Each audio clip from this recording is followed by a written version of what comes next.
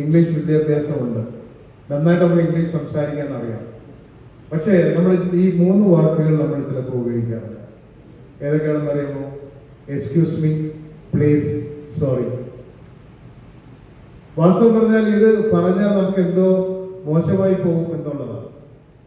പക്ഷെ ഇതിൻ്റെ ഒരു വില നിങ്ങൾ വിദേശത്തേക്ക് പോകുമ്പോൾ അവരുമായിട്ട് ഇടപെടുമ്പോൾ മാത്രമേ നമുക്കത് മനസ്സിലാവുള്ളൂ.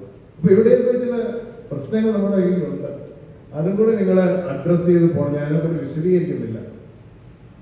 അപ്പൊ അതുകൊണ്ട് ചിലർക്കൊക്കെ മനസ്സിലാവും എന്നെനിക്ക് തോന്നുന്നു. അപ്പോ വിദ്യാഭ്യാസം കൊണ്ട് എല്ലാം നേടി എന്നുള്ളതല്ല.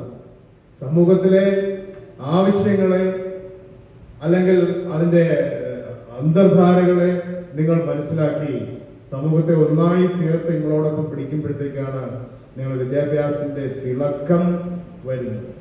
മാത്രമല്ല, ആധുനിക കാലഘട്ടത്തിലെ വിദ്യാഭ്യാസം വളരെ വളരെ അനുദിനം മാറിക്കൊണ്ടിരിക്കുകയാണ്.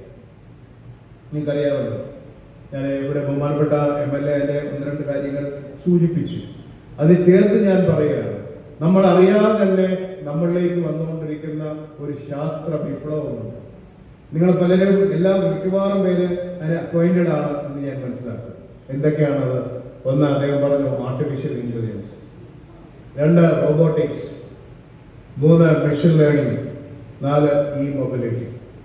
ഈ 4 ഘടകങ്ങൾ നമ്മൾ അറിയാതെ തന്നെ, മൊബൈൽ കമ്പ്യൂട്ടർ എങ്ങനെയാണോ നമ്മുടെ കൈകളിലേക്ക് വന്നത്, അതിനേക്കാളും ദ്രുതഗതിയിൽ ഈ അടുത്ത 10 വർഷം കൊണ്ട് ഇത് ഇവിടെ നടപ്പാക്കാൻ പോകുന്നത്.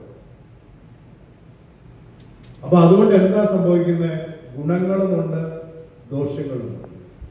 ആ ദോഷങ്ങളെ മാറ്റി നിർത്തിയിട്ട് ഇതിനെ സ്വാഗതം ചെയ്യുകയല്ലാതെ, ഇതിന്റെ നന്മയിലേക്ക് പോവുകയല്ലാതെ ഇത് നമുക്ക് ഒഴിവാക്കി നിർത്താൻ പറ്റില്ല.